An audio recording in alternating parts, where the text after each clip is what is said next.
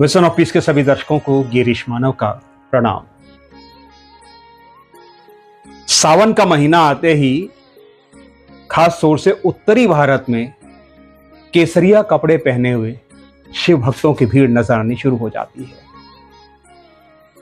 देश के अलग अलग हिस्सों से ये शिव भक्त हरिद्वार जाते हैं और वहां से गंगा जल ला करके अपने आराध्य भगवान शंकर को अर्पित करते हैं। कितना पुराना है कांवड़ यात्रा का इतिहास। कौन थे सबसे पहले कांवड़िए, इसकी चर्चा आज विजन ऑफ पीस करने जा रहा है और आपको बताने जा रहा है कि सबसे पहले कांवड़ लेकर कौन आया था।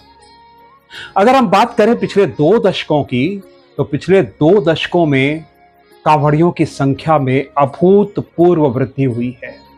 अब लाखों की संख्या में कांवड़िए प्रतिवर्ष गंगा जल ला करके भगवान शिव को अर्पित करते हैं। इस बार ये जल 2 अगस्त शुक्रवार को भगवान को अर्पित किया जाएगा। तो चलिए देर ना करते हुए आपको बताते हैं कि कांवड़ यात्रा की शुरुआत किसने की थी और कौन था सबसे पहला कांवड़िया। इस संबंध में ज्यादा कोई शास्त्रों में वर्णन नहीं मिलता, लेकिन जनश्रुतियों के अनुसार, लोक कथाओं के अनुसार, आख्यानों के अनुसार जो भी विजन ऑफ पीस ने खोज की है वो हम आपको बताने जा रहे हैं। विद्वानों का मानना है कि सबसे पहले कांवड़िए भगवान परशुराम थे। अब भगवान परशुराम सतयुग में अवतरित हुए थे। उन्हें भगवान विष्णु का अवतार माना जाता है। इन विद्वानों का कहना है कि उन्होंने सबसे पहले उत्तर प्रदेश के बागपत के पास स्थित पुरा महादेव का कांवड़ से गंगा जल लाकर जलाभिषेक किया था। परशुराम इस प्राचीन शिवलिंग का जलाभिषेक करने के लिए गढ़ मुक्तेश्वर से गंगा जी का जल लेकर आए थे और आज भी इसी परंपरा का पालन करते हुए सावन के महीने से गढ़ मुक्तेश्वर से जल ला करके लाखों लोग पुरा महादेव का अभिषेक करते हैं। गढ़ मुक्तेश्वर का वर्तमान नाम ब्रजघाट है। कुछ विद्वानों का यह भी मानना है कि पहले कांवड़िए श्रवण कुमार थे। ये श्रवण कुमार वही हैं जिन्होंने त्रेता युग में अपने माता पिता को विभिन्न तीर्थों की यात्रा करवाई थी। उनका मानना है कि श्रवण कुमार सबसे पहले कांवड़ लेकर के आए थे। अपने माता पिता को तीर्थ यात्रा कराने के क्रम में श्रवण कुमार हिमाचल के ऊना क्षेत्र में थे, जहां उनके नेत्रहीन माता पिता ने उनसे मायापुरी, जिन्हें हम वर्तमान में हरिद्वार के नाम से जानते हैं, वहां जाकर गंगा स्नान करने की इच्छा प्रकट की।